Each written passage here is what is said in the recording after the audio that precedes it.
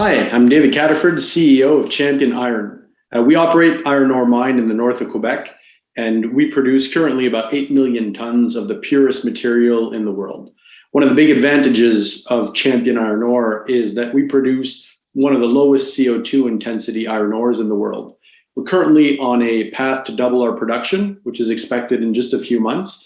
And we've also got a significant amount of resources to continue expanding in the future to allow steel players in the world to continue on their path to decarbonize their business.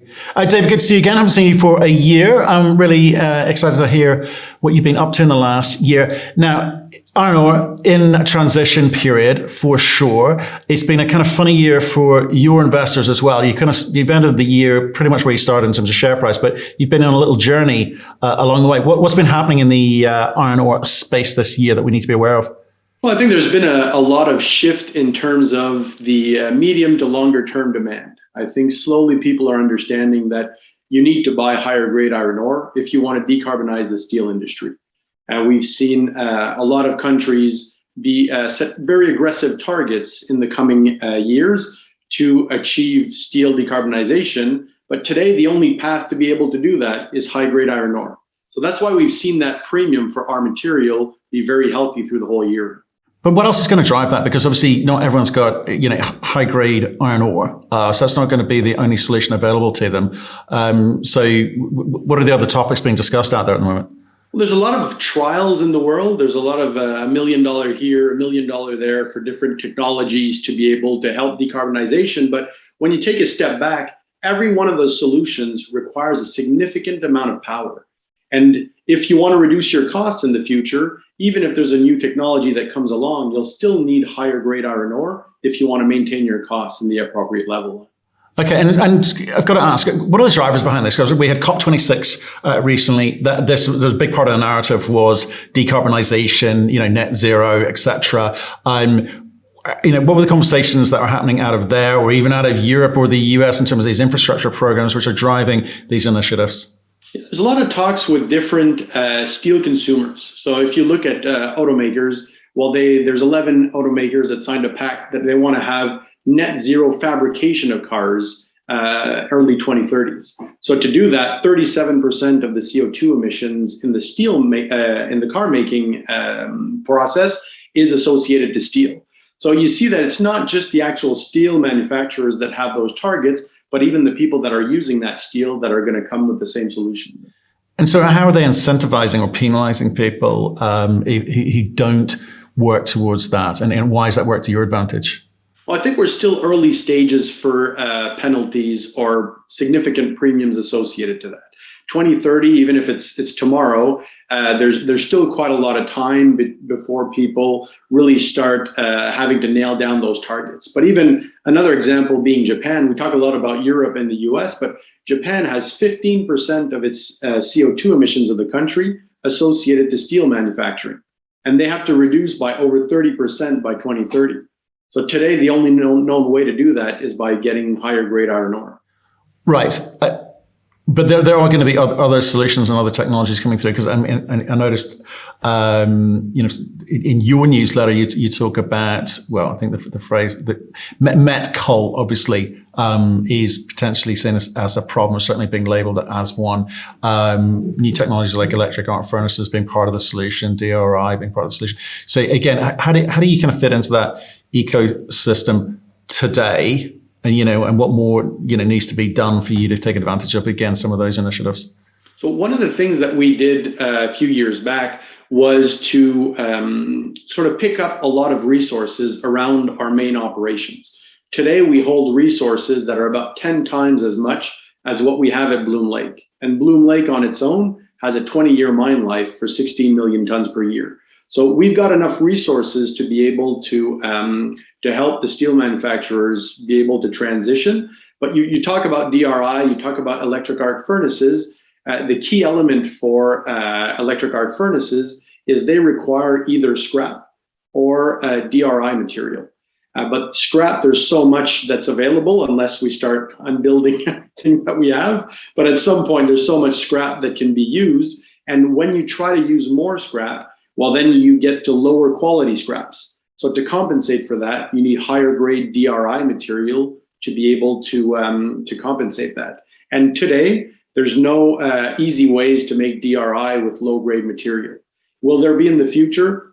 Sure, there's a lot of people working on it, but today there's no solution to do that. Okay, just coming on to share price, because I'm sort of intrigued by it. You, like I say, you finished the year where you started, around $5, but in the middle of the year, well, actually from sort of April through to August, you had a kind of good run of it. What was driving that? What was it tracking against?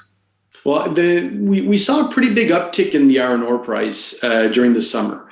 There was a lot of hype associated to the sort of strengthening iron ore price, but yes, it's gone down today, but we're still about $40 US over what we had forecasted in our feasibility study when we sanctioned phase 2 project. So today, the steel environment, the margins are very good, and the iron ore has a significant price in the market today. If you just go back a few years, people were saying iron ore is going down to $40 US per ton. We've obviously never seen that, but I think there was a bit of emotion associated to that. And even today, when you look at most analysts, they're all forecasting iron ore to go down. But when we speak to the steel manufacturers, or we speak to the iron ore producers, well, we're talking about production being curtailed under $100 US per ton. So the chances of that materializing, at least at Champion, we feel is pretty slim. So if it's tracking to price, then does that suggest the market sees you as fully valued, or needs something serious to happen, like obviously the energy problems in China continuing, or do we have to wait until phase 2 actually starts to comes good, and whenever that is, sort of April, May next year? Well, I think there was a bit of an uncertainty, especially associated to China. So we saw China impose pretty significant production cuts to most steel manufacturers. So that brought the demand down for a slight portion of time. Now we're seeing this already start to recover. And what we saw as well is the production of steel ex-China increased significantly as well. So I think there was a lot of emotion associated to the fact that China reduced steel production, but realistically, the demand for steel has not gone down. So that's why you see the steel margins very significant, and why we're seeing the iron ore price come back up.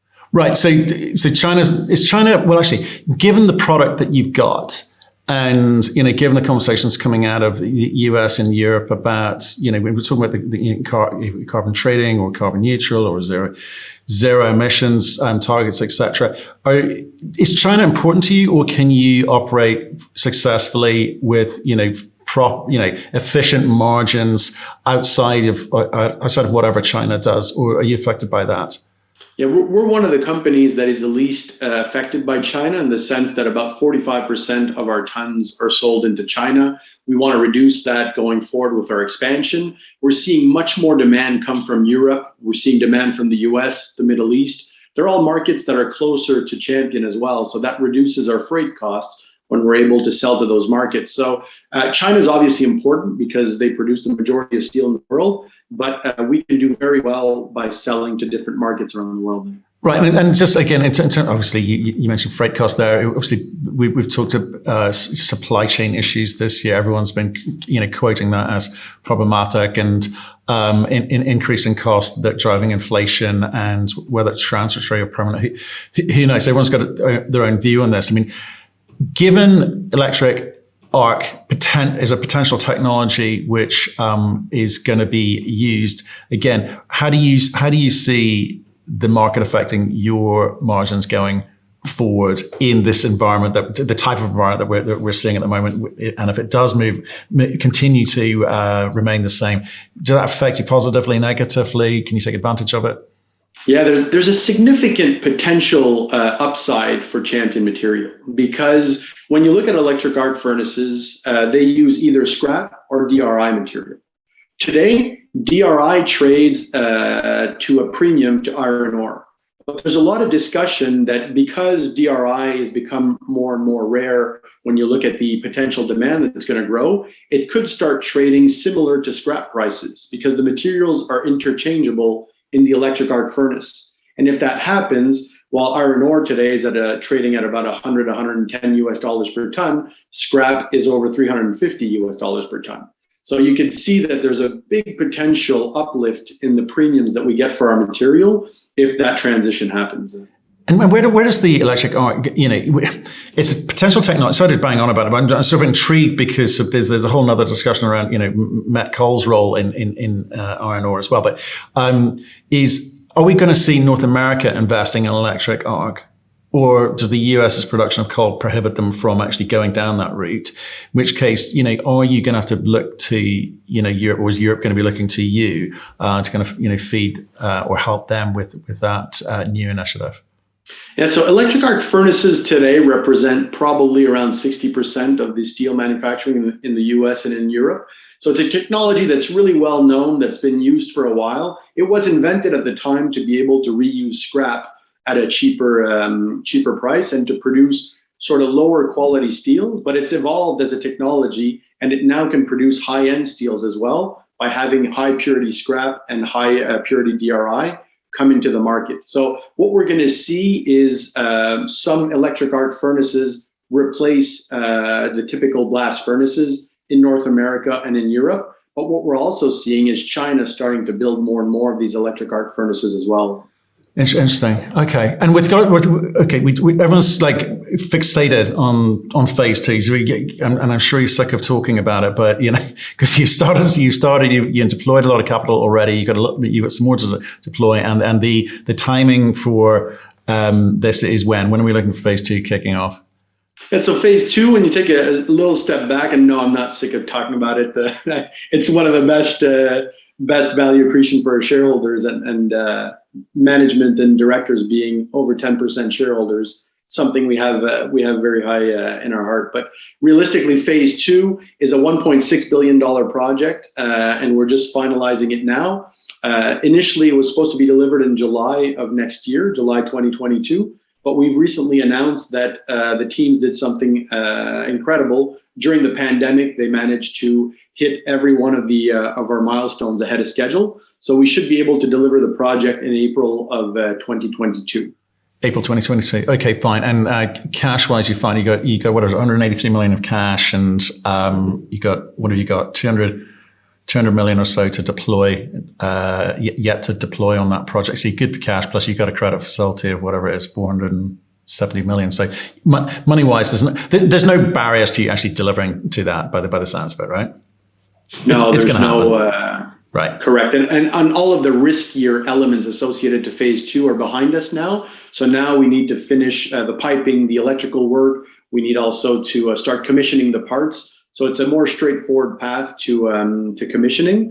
And it's pretty incredible when you take a look at Champion, because we've been operating for 3 years. We're going to have over $4.5 billion of infrastructure sunk in the ground, and we'll be in a net cash positive situation once phase two is up and running. So we'll be producing over 15 million tons of the highest grade iron ore in the world. Right, which is great. And like I say, you talk a lot about that, and you're well down the track to delivering that, and that's fantastic. The bit I'm interested in is, because you've been so focused on that kind of the OpEx component, there is the market. Obviously, you've talked about what it's been doing this year and what you think potentially the road looks like ahead, but have you looked at how do you further optimize your margins? Because you've got high grade stuff. There's lots of low grade producers. There's some blending potential in there. Do you get to charge a premium for that?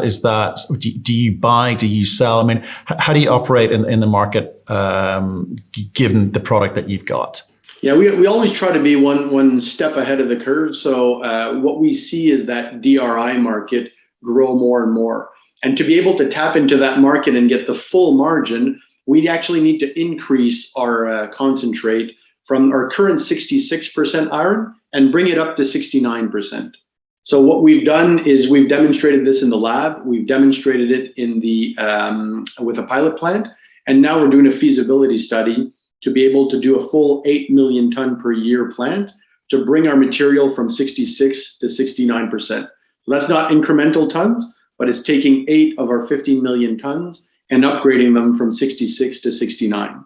In today's market, we're seeing margins of an extra $20 per ton for this higher grade material compared to what we're getting today. But our view is that that's going to continue expanding in the future. Right. So that's the optimal way of maximizing your returns. Okay. So phase 2 happens. Come April, you start producing. What's the ramp up period? Because you talk about doubling production. Is that going to happen over a 6 months, 12-month period?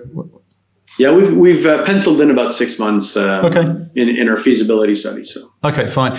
And then what happens? So essentially, when we look at Champion, I think we've got 3 different growth sort of trajectories. One is our capital return strategy. So our shareholders have been patient supporting us for quite a while. We've always said that once phase 2 is up and running, we want to start redistributing capital to our shareholders. We actually did this a bit quicker than initially thought because we've just bought back all of the preferred equity that the Caisse de dépôt, the Quebec Pension Fund, had in Champion. So since we last spoke, we bought back that $185 million preferred equity from the case. So that was the first step in our capital return strategy. And then the next step, we're looking into a potential dividend policy to be able to implement, I'd say sooner than later. So that would be one stream of capital that would be allocated to be returned to the shareholders. So then there's the... Oh, go ahead. No, I was going to say, what do you think I need to believe as a potential investor walking into this thing? Because obviously, if I look at that preferred equity buyback, 185 million, but it didn't do too much to the share price, right? And you're talking about offering dividends. I mean, what sort of quantum, what sort of level, what percentage are we giving back? Well, that's being evaluated right now, and we're going to go to our board fairly shortly on that, but and we'll be able to come back to the market to discuss. But I think you still have to see Champion as a growth story. So we're going to give back a portion of capital towards to our shareholders, but we also want to keep growing because we've got significant resources in the right space, and we want to increase the value of our product as well. So everything that is more the flotation plant that we're looking at, we're talking about a capex in the order of magnitude of $300 million US. That would allow us to have 8 million tons at a significant premium. So those are the kind of capex projects that we would like to tackle on our own. But when you look at all of our resources, when we started the conversation, we talked about having 10 times the amount of resources than what we have at Bloom Lake. We're looking at larger projects to be able to bring those tons into production. These are the kind of projects that we would like to do with strategic partners. So as the demand grows for this material, there's going to be steel manufacturers that are going to want to secure this material. So we'd like to do those projects in partnership with them.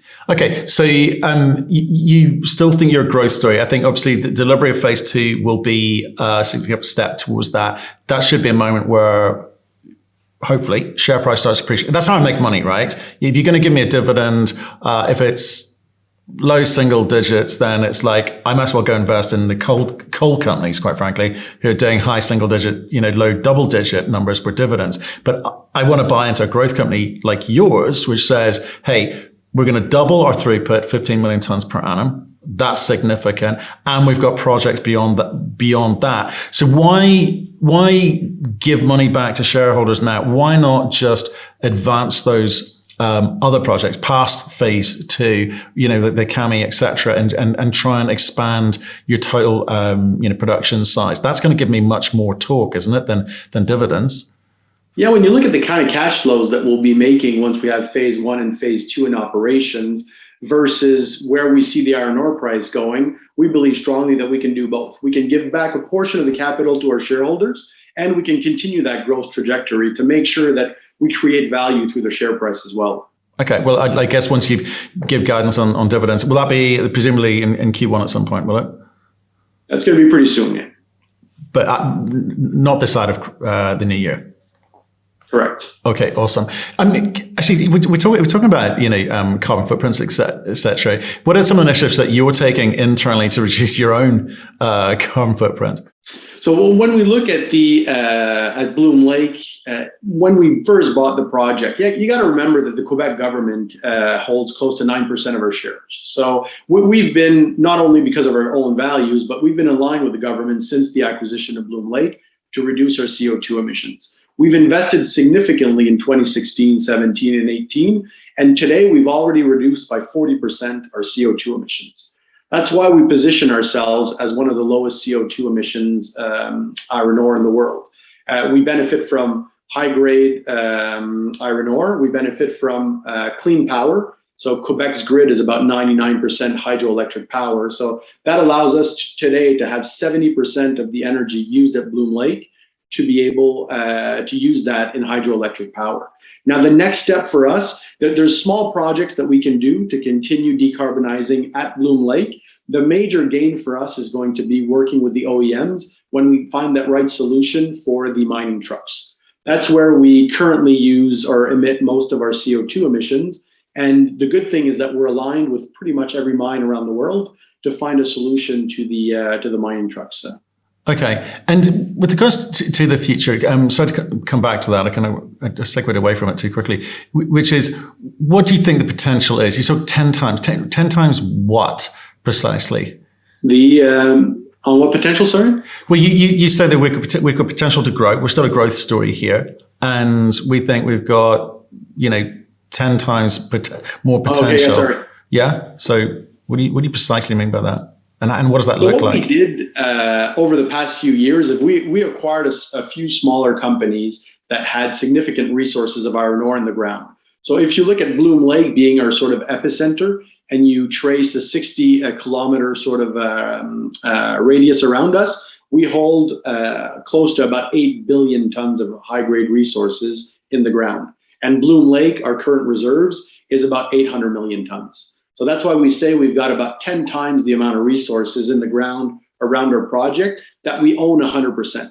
So it's not joint ventures, it's not earn-ins. This is all resources that we own 100% with Champion. Right, and this is a 43101 standard resource.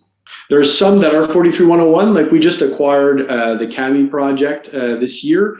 That used to be owned by a company called Alderon. They were permitted and they were going forward with their project. That's 1.7 billion tons, just a few kilometers away from Bloom Lake. So some of our resources are 43101, like our Fire Lake project that is also 43101. Others have PEAs or sort of pre-feasibility studies done on them. So that's fantastic, right? And it sounds like you could potentially be able to talk about a big program of expansion in terms of the volume that you're producing. But what's the growth beyond that? Do you move downstream? Do people downstream move upstream to you? Do you think there's going to be some consolidation in the space? And ultimately, quite frankly, as from shareholder, what's your end game? Yeah, for us, we're a mining company. That's our expertise. Can we do flotation and upgrade the product that we produce? Definitely. Could we potentially pelletize that in the future? Definitely. But going beyond that, I think would be done more in partnerships, because there's a different expertise between mining iron ore and being able to actually get into the steel manufacturing business. So we feel that our shareholders will get more value by us getting the mining right, continuing on our path of having great operational results and also great CapEx results in the delivery of our projects, and then continue bringing projects online in partnership with the right steel makers. Okay, that's interesting. So no blending. You're going to opt. Okay, understood. Right, and just in terms of again the phase two, you've talked about 2 new economic studies which are on the way as well. Again, time. How do they roll out? What's the timing of those? Clearly, you've got the money to do it. So what do we need to know? Yeah, so when we look at our feasibility studies that we're doing right now, one is to be able to get by June of next year the full feasibility study of the flotation plant. So that's that 8 million ton per year plant that could bring our material to 69% iron ore, so pure DR feed material. Then we're also doing a feasibility study to determine what is the CapEx to bring Kami online. So Kami is that project we just discussed, a few kilometers away from Bloom Lake, used to be owned by Alderon. They were permitted, they were going towards building a new 8 million ton per year plant. So we're delivering the feasibility study for that potential by end of next calendar year. Okay, interesting. And in terms of any other kind of studies that you feel you need to do, or any other optimization work, is it all done and dusted now? We're just really in production mode? Yeah, we don't really feel that we can ever be done and dusted. So the big advantage at Bloom Lake is when we talk about that green power that's readily available, it allows us to imagine other potentials at the site. One of the elements that we want to be able to do is to debottleneck our current plants. We feel we can do that at an accretive price to eventually be able to bring Bloom Lake at 18 million tons instead of the 15. So that's an extra 3 million tons that could potentially be done without building a new plant, just by doing some modifications in our current operations. So that's the kind of project that we're currently looking at. And the other one that could be very interesting and accretive is the fact that when you go back in history of Bloom Lake, the previous owner had developed a resource base that had about 1.6 billion tons at Bloom Lake. We chopped that in half because we wanted to make sure that we were starting up the project in a very conservative way, keeping our operating costs as low as possible. But we could reconvert some of those X resources to be able to imagine a phase 3 directly at Bloom Lake. So that could be a new 8 million ton per year concentrator directly at Bloom Lake with a new mine plan to be able to process up to 24 million tons at Bloom Lake. So it's an interesting one. Actually, we've seen a few stories in the market recently about where feasibility studies and expenditure don't quite match up. You've obviously are ahead of expectation, or you set yourself a timeline that you felt comfortable with, and are meeting that next April, hopefully. Were there any sort of bumps along the road? Any learnings outside of feasibility studies? Because sometimes things don't always go according to plan, do they? Yeah, I don't think I had any white in my beard when the project started, so there's been many bumps along the road.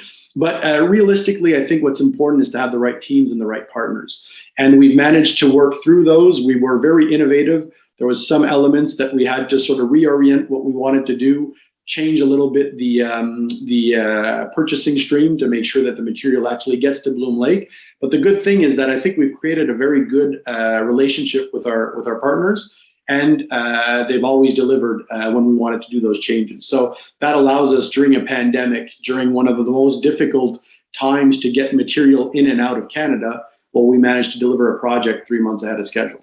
I wouldn't feel too bad, Michael. I interviewed one guy last year who'd been 25 years trying to get his project up and running.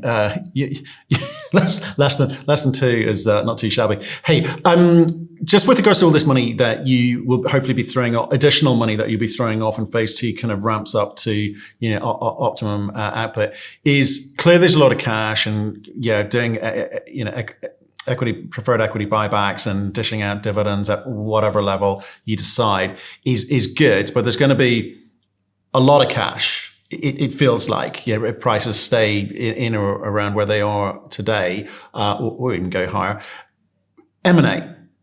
There's a lot of kind of stranded projects out there. Is that part of the consideration of you, because your project is big already? Could you stomach or countenance acquisitions? It's a possibility. I mean, when we purchased Bloom Lake, it was at a very proper time to be able to do that transaction. We acquired silently a lot of resources around the actual project. When we look at larger potential M&As, for us, it would have to make sense. The value would have to be there for our shareholders. The big advantage is that we own over 10% of the company, so we don't need to acquire for ego. It's got to make sense. It needs to be accretive, and we need to make sure that we have the right project. Would we stay only in iron ore? Our view right now is that, obviously with our name, Champion Iron, that's the strategy we want to take. We want to stay in the high-grade iron ore space, and for now, we're focused Canada. So could that evolve in the future? Maybe, but we want to make sure that we can walk before we run. And to say today we could do an acquisition in another country, or I don't think we would be able to do that at the same time as we're growing the company. But at the same time, if the right opportunity comes, we'll obviously be ready to benefit from it. Can I talk about this there was kind of a little bit of, there's a couple of whistleblowers out of two funds in the States, and they're kind of reporting to the SEC, greenwashing of funds and stuff. Do you feel that, because there's always been low grade, high grade iron ore, right? But this new narrative in the marketplace, and people trying to take advantage of it, do you feel that things have significantly changed, and we do need to have this conversation because COP26 says we should, or that the battery revolution says we should? Do you think that your industry, you talked about it being transition, not just you guys, the industry here, do you think this transition will be taken up by all of the players? There's whatever 8,500 companies involved in iron ore in one way or other globally. So, or is it just putting lip service to that narrative, because that's what the narrative is these days? What are you seeing which encourages you to believe that people are serious, that your industry is serious about this? Yeah, when you look at the amount of capex that's available for reducing emissions in steel, I think it shows that it's not just talk. I mean, when we're speaking to just one trader out of Japan, internally they created a $3 billion fund to accompany projects that have steel decarbonization elements. So, and this is just one trader out of Japan. So you can see that there's a lot of potential capex that's actually been put there. Recently, you've seen a lot of announcements, ArcelorMittal building some electric arc furnaces to replace blast furnaces. We've seen the same in Canada. Canada has put a significant subsidy for one of the blast furnaces to convert into an electric arc furnace. I mean, you're talking about roughly $400 million subsidy. So I think there's a significant amount of push that is being done, and it's not just talk. There's obviously more talk now. As we get closer to 2030, closer to these targets that most people set, I think that's where you're going to see a much bigger push as well. So today we see it a little bit. Come 2025, I have a feeling that's very close to the 2030 mark, and people are going to have to sanction projects or do different elements to achieve those targets. And just again for shareholder is, you're saying that companies like you who are genuine about it, real about it, they really believe it and can deliver it. There's some kind of premium for you guys versus the companies that don't, and whether that's sort of driven by carbon tariffs or carbon credits or whatever incentives that governments put in the way in terms of transporting of your products across borders. You think that you can benefit from that by setting yourselves up today? Yeah, definitely. I mean, just today we actually receive carbon credits. We're one of the only mining companies I know that receives carbon credits because we've invested so much to make sure that we have the lowest CO2 intensity per ton of iron ore.